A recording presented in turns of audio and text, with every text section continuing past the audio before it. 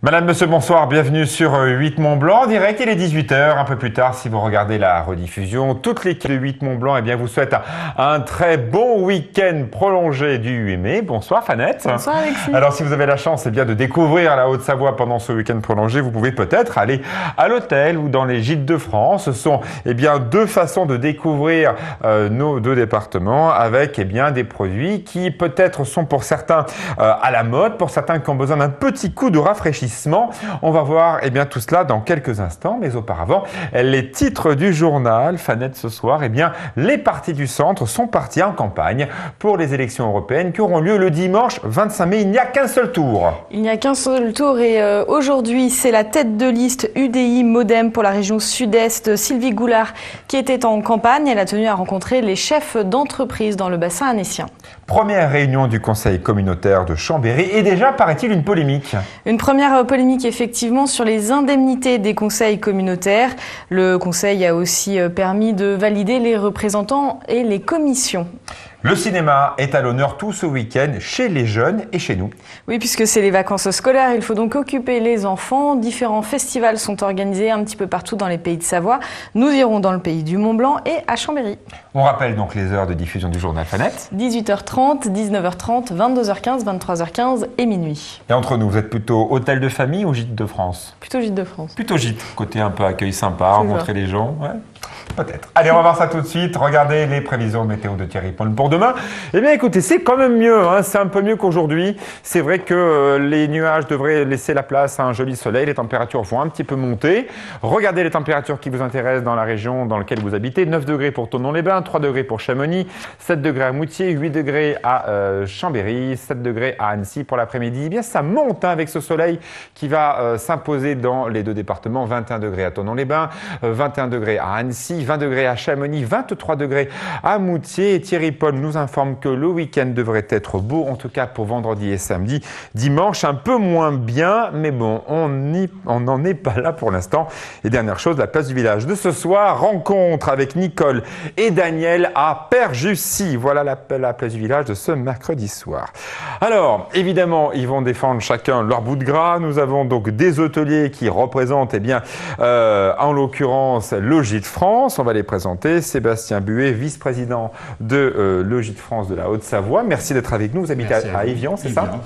Et donc, Gaëtan Thiré qui est avec vous, qui est administrateur des logis de la Haute-Savoie. Et face à vous, Éric Apollinari, qui est directeur des Gîtes de France 74. Alors, on parle beaucoup de vous dans la presse, dans les émissions de télévision. D'ailleurs, TF1 n'a pas hésité à faire une quotidienne qui est diffusée d'ailleurs face à nous sur TF1, qui s'appelle Bienvenue chez nous. Vous en pensez quoi de ce boom des gîtes? On a l'impression que c'est devenu le nouveau truc à la mode. Pour faire de l'argent, il faut aménager sa maison en gîte. Bon, ce que j'en pense, c'est qu'effectivement, ce genre d'émission parle de l'accueil par l'habitant chez l'habitant, donc ça montre que cette forme de tourisme fonctionne bien, qu'elle est aussi dans l'air du temps depuis un certain nombre d'années.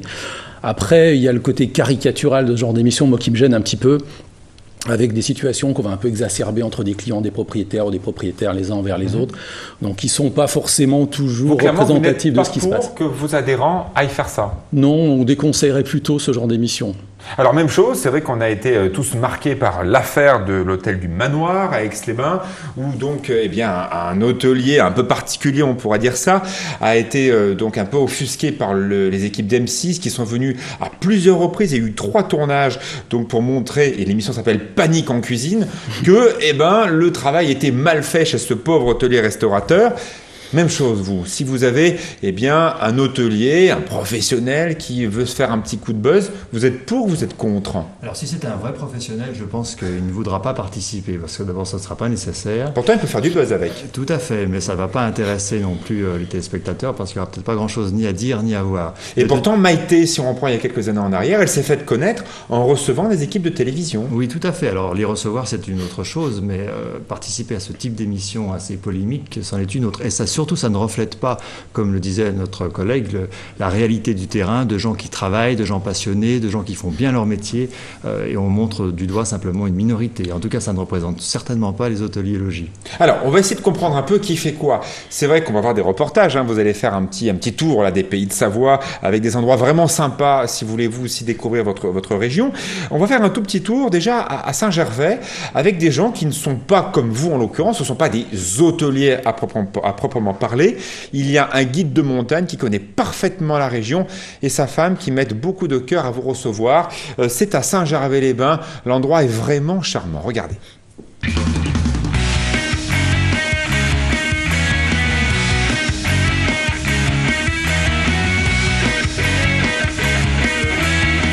Oh là là, mais c'est génial. Et en plus, c'est rien. Elle nous a préparé une émission sur les gîtes, pas sur les chalets de luxe. Bravo, c'est magnifique. Merci. Bravo, c'est Martine, c'est ça? Oui, Alexis, bonjour. On nous a préparé le petit café chapeau, hein. fumant. Regarde Qu'est-ce ça. que c'est beau. Formidable. Un petit café, Alexis? Ah oui, nickel. Oh là là, il y a le feu de cheminée, le petit salon qui va bien. Stop, hein. Martine, c'est pour qui tout ça, là? C'est quoi? C'est pour des clients? C'est pour la famille? Vous louez tout le temps? Ah non, on loue tout le temps, c'est donc c'est vraiment pour les gîtes. C'est quoi? Ce sont des clients étrangers qui viennent, des Français? On a de tout, mais on a un petit peu de tout, mais c'est essentiellement français, je vais dire. Mais il y a une petite pointe d'accent, là. Oui, tout à fait, je suis belge. Ah encore l'histoire des gens qui viennent rencontrer un beau guide. Oui, comme on ne déplace pas les montagnes, c'est là qu'on s'est déplacé. Voilà. Vous avez beaucoup de plaisir. On voit, il y a beaucoup de touches et décorations. C'est votre plaisir de passer du temps à faire plaisir aux autres. C'est très important. Et c'est vrai que ma clientèle, c'est justement, s'ils viennent chez nous, c'est parce qu'ils accordent beaucoup d'importance également à tous ces petits détails. Et c'est pas standard, hein. C'est gentil. Ça fait partie de leurs vacances également. Voilà, ils veulent vraiment retrouver de l'authenticité. C'est quoi? C'est le rêve de montagne? C'est le côté Heidi, la maison dans la montagne que vous voulez un peu leur offrir, c'est ça? Oui, tout à fait. Oui, se ressourcer, retrouver un petit peu les valeurs d'antan, peut-être. C'est un extrait d'Altitude, donc émission tournée dans l'un des gîtes de France de Haute-Savoie. Vous l'avez vu. Alors franchement, hein, j'ai fait la petite visite en toute objectivité. C'est super beau. Ça correspond à peu près à des prix d'un 3 étoiles. Quand on voit ce niveau presque d'hôtellerie, j'ai failli presque faire un lapsus, vous vous dites quoi? Vous qui représentez les professionnels hôteliers. On estime que c'est tout à fait complémentaire. De toute façon, c'est un peu une concurrence, carrément. Ce qui est fait là à Saint-Gervais, c'est un niveau hôtelier. Oui, tout à fait. Sauf que nous posons comme professionnels d'une part et on essaye d'apporter encore plus et mieux. Souvent, c'est une activité complémentaire, tout à fait louable, mais ça n'est pas leur métier. Donc, il y a aussi les inconvénients de ce type d'activité. Alors, Eric Apollinari, on a vu un instant Martine, qui passe beaucoup de temps pour recevoir ses clients, qui a l'air de bien connaître les us et coutumes de tenir une table, de faire les chambres, parce que c'est un vrai boulot dans l'absolu. Son mari est guide. Est-ce que pour vous, ce sont des professionnels? Non, ce ne sont pas des professionnels. Guide de haute montagne, c'est une activité qui prend énormément de temps. Il est aussi moniteur de ski, il a aussi d'autres activités, Bruno. Et c'est Martine qui va s'occuper, donc qui a apporté un complément finalement de revenus au couple Beauvais, et qui va réaliser l'accueil toutes les semaines. Parce qu'on est quand même sur une formule gîte qui est assez différente de celle des hôtels, qui est parfaitement complémentaire. On n'est pas tellement sur des locations à la nuitée.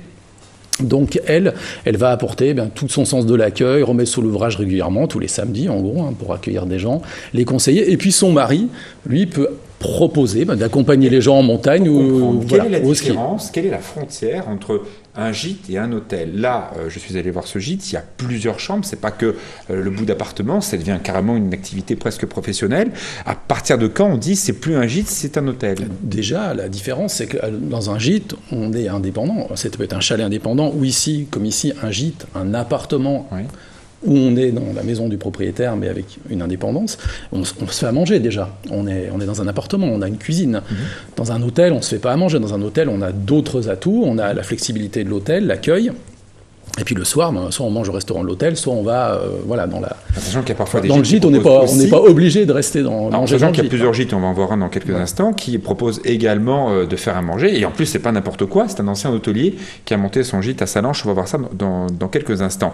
Alors, c'est vrai que on a parlé beaucoup de la problématique des mises aux normes, qui concernent aussi les plus grands gîtes, parce qu'il y a la question des ERP, donc établissements qui reçoivent du public. On va faire un petit tour là dans quelques instants dans la vallée d'Abondance, France où il y a encore une hôtellerie familiale qui tient la route.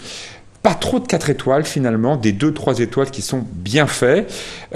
Pourquoi ces gens, ils n'ont pas vendu leur terrain ou leur hôtel à MGM, aux résidences de tourisme, à ces gens qui aujourd'hui rachètent, il faut le dire, hôtel par hôtel, notre tissu de réception? Ils les rachètent hôtel par hôtel parce que la rentabilité est très très délicate. Il faut être encore plus professionnel qu'avant, encore plus compétent, proposer encore plus de qualité. Et dans la vallée d'Abondance, comme dans d'autres vallées et au bord des lacs de Haute-Savoie, on a affaire encore à des gens passionnés et dont les générations se succèdent. Moi, je suis d'accord avec la passion, mais Gaëtan, quand vous avez effectivement ces gens qui ont peut-être 3, 4, 5 millions d'euros qu'on leur propose pour leur établissement, ça suffit la passion pour pas qu'ils vendent à ces gens qui veulent en faire autre chose?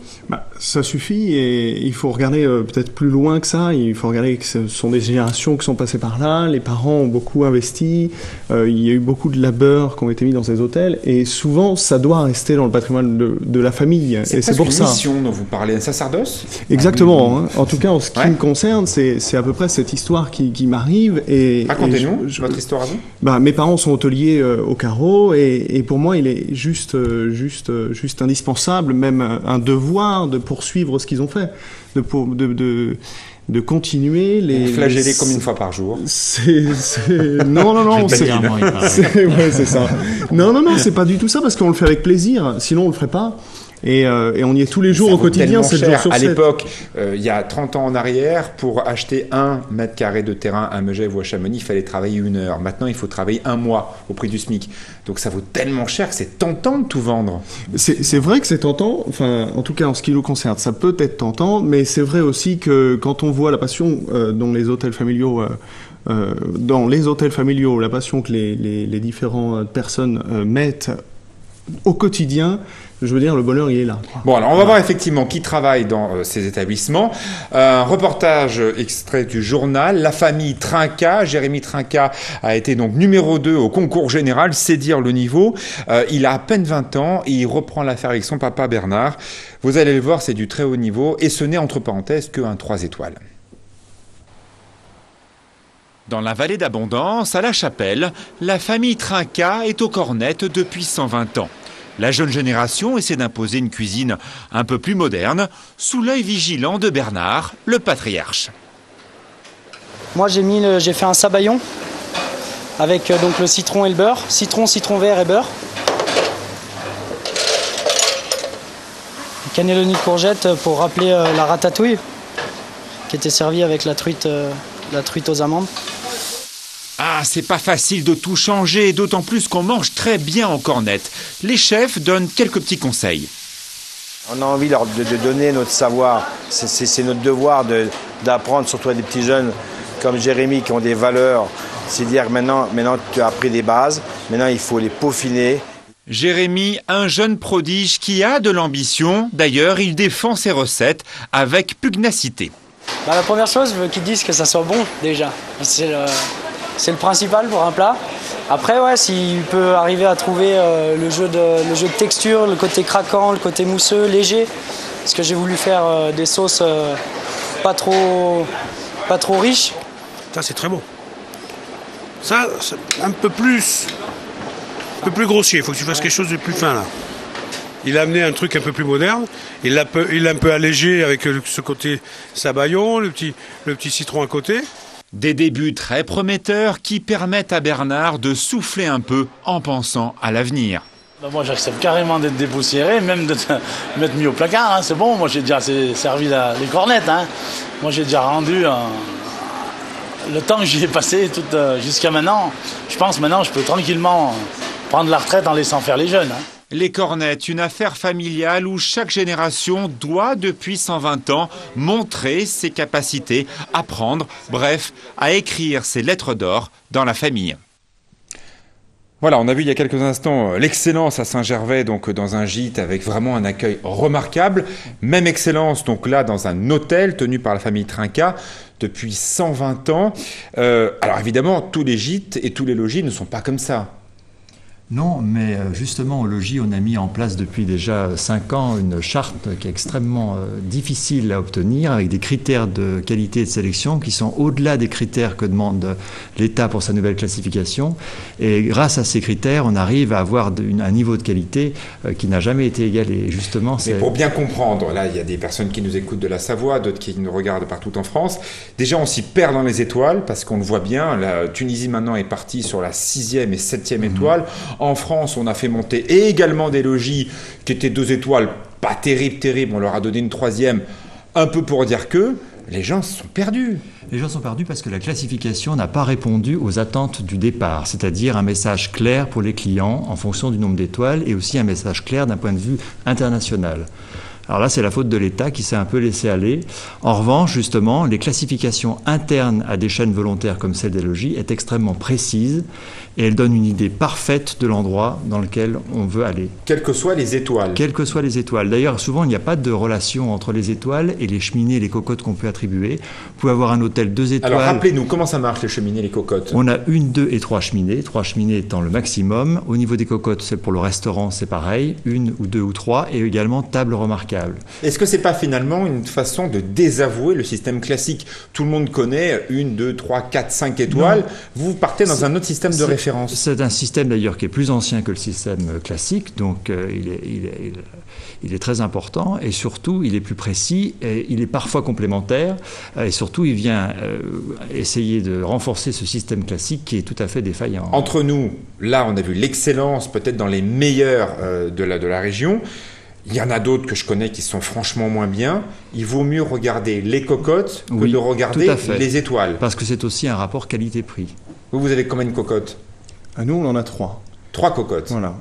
Le maximum qu'on peut avoir. Maintenant, puisque, en l'occurrence, Sébastien est également au courant, mais donc les 3 cocottes, tous les établissements 3 cocottes vont pouvoir devenir table distinguée, suite à un classement encore supérieur. Table remarquable, meilleur ouvrier de France, les maîtres restaurateurs, les étoiles Michelin. Mais comment voulez-vous que la clientèle française et internationale sache à distance devant un site internet, là je vais dans une adresse remarquable et on en a vu 2 exceptionnels, il faut le dire, et là je vais tomber dans un truc minable, parce qu'il y a aussi des choses qui sont franchement pas terribles chez vous, j'en connais. Normalement, s'ils font partie de la chaîne des logis notamment, il y en a des pas terribles. Ça n'est plus possible, c'était peut-être possible il y a une dizaine d'années. Allez, je vous taquine un peu, des hôtels familiaux qui méritent un 2 étoiles, pas plus.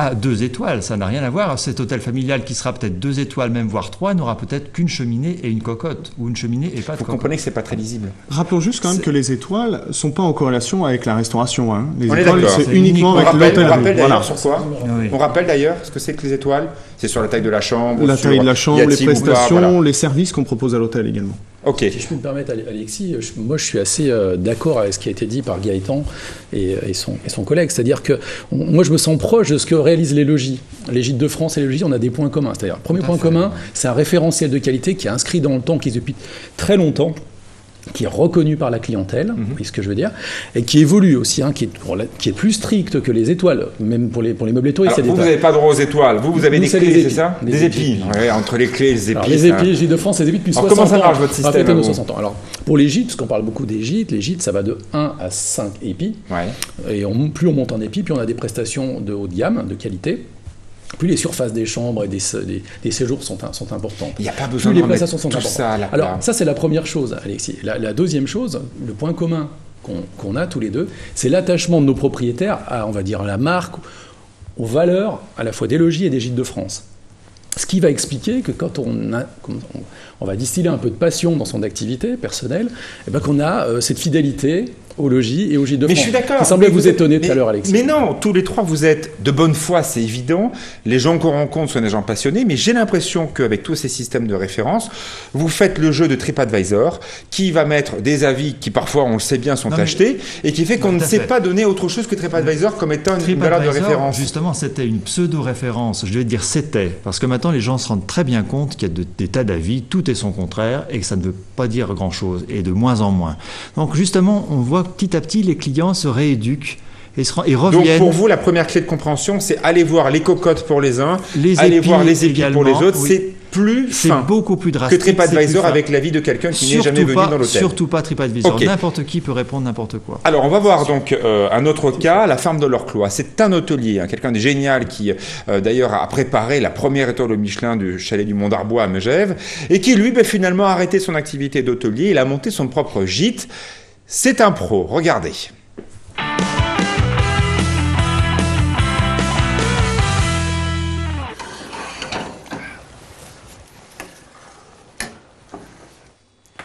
Je regardais par la fenêtre, je savais pas où c'était. Bonjour. Salut Alexis, comment ça va? Tu vas bien et toi? Super, bien. Ça va bien? Et toi? Bah écoute, au top, tu vois. Super. Je me suis dit, il y a de la lumière, il y a des bonnes odeurs, donc je rentre. Bon, parfait. C'est mon déjeuner? Ouais, exactement. Je t'ai préparé plein de petites choses. Je peux t'aider? Ouais, on va emmener. Là, j'ai fait des petits farcements. Là, je t'ai fait un petit velouté de butternut au curcuma. Bah dis donc. Et des petits croustillants d'escargot avec des ours. On les sert comment? Tu veux? Alors, écoute, on va dresser ça là, comme ça. Tu vois, un petit peu de purée d'ail des ours. Oh, la couleur verte de l'ail des ours. Ah. Et dessus, sympa, ça. On va mettre 2-3 petits croustillants. Voilà. C'est très sympa. Vous en voulez? C'est pas pour vous. Voilà, pour moi. Voilà. Blanquette, on va l'emmener aussi. Ouais, je te laisse prendre ça. Je vais prendre les veloutés. D'accord. Je vais à table. Voilà. Parce que c'est l'heure maintenant de la récompense, du déjeuner. J'arrive. Et on va retrouver Laurence. Regardez, c'est moi qui ai fait. C'est ça. Tu me crois pas? Bonjour Laurence. Bonjour. Ça va? J'avais un air de scepticisme de croire que c'était moi qui avais fait quoi que ce soit. Non, je n'ai rien fait. Bien sûr que non, je m'assois à cette table d'hôte magnifique. Mais tu auras quand même le droit de manger. Ah, ça va. Dis donc, on est bien chez toi, c'est joli. Hein. Merci. Super beau. Tu as fait toute ta déco, tout ça? C'est une vieille ferme. Voilà, en coproduction avec mon chef.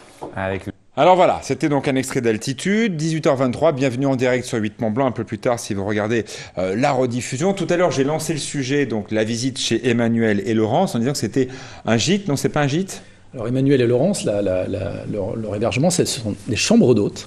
C'est quoi la différence? Alors la différence, c'est que les chambres d'hôtes, c'est un logement chez l'habitant, une chambre, avec donc le petit déjeuner. Ouais.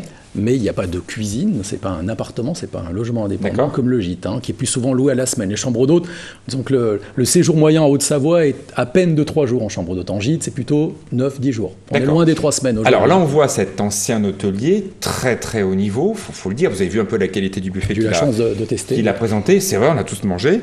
Un peu d'ailleurs comme les trincas, c'est du très très haut niveau. C'est presque un hôtel 4 étoiles, c'est presque ce qu'on a envie de dire, quoi. Alors la différence, c'est que donc, chambre d'hôte s'arrête à 15 personnes, selon la législation. Donc chez lui, on ne peut pas dépasser, je crois qu'il y a 5 chambres, il ne sera pas content si je me trompe. Donc, et la table d'hôte, donc, qui est succulente, est destinée uniquement aux gens qui dorment dans les chambres. C'est ce qu'on appelle la restauration fermée, ou le fameux qui d'ordine qu'on avait dans le proverbe autrefois. Oui, mais vous êtes d'accord que quand on arrive dans cette frontière entre 10 et 12, on passe vite d'un hôtel à un gîte. C'est pas les mêmes charges sociales, c'est pas tout à fait les mêmes règles. Alors l'objectif, en tout cas nous, on sort dans un label sérieux comme Gîte de France qui est installé depuis plusieurs décennies. Ça existe en dehors de chez vous, faut être clair. Non, parce que normalement, quand on passe au dans le Luberon, c'est le cas. Luberon, je sais pas, mais en tout cas, chez nous, déjà il y a des risques parce que si vous êtes propriétaire et qu'il y a 20 personnes dans une chambre d'hôte. Et par exemple qu'il y a un accident, quelque chose comme ça, au niveau des assurances, ça ne va pas le faire. Donc alors, il faut rester sérieux. Les professionnels, ça arrive, alors là, pas en l'occurrence en Haute-Savoie, Éric Appelen arrive, veille à tout ça, mais ça arrive dans les régions touristiques. Bien sûr, bien sûr. Ceci dit, c'est pas les mêmes règles, il faut rappeler, c'est pas les mêmes charges. C'est pas les mêmes règles ni les mêmes charges, mais en tout cas, les maisons d'hôtes, enfin les chambres d'hôtes et les gîtes sont maintenant très bien encadrés, et de mieux en mieux. C'est aussi un peu de notre faute, parce qu'on considère ça comme de la concurrence déloyale. Donc pour vous, il y a plus de divorce entre l'activité chambre d'hôte et l'activité hôtellerie familiale. Quand l'activité est déclarée et réalisée comme il faut, non. Le problème maintenant, pour vous, il n'est pas là. Le problème, il n'est plus là. Le problème, il continue, il perdure, notamment en montagne avec les chalets privés qui se louent parfois 30-40 britanniques, € la semaine. Voilà. Qui là sont vraiment des hôtels, sont vraiment des ERP. Des hôtels qui se louent entre 30 000 à 150 000 € la semaine, qu'on retrouve à Megève, beaucoup plus rentables que nos établissements, et puis aussi et qui n'ont pas de charge, et qui n'ont pas de charge. Du travail dissimulé, allons-y. Oui, tout à fait. Où là, l'État n'est pas du tout performant en matière de contrôle. Autant ils sont très forts pour nous trouver parce qu'on est facilement identifiable, autant dans ce cas-là, il n'y a plus personne.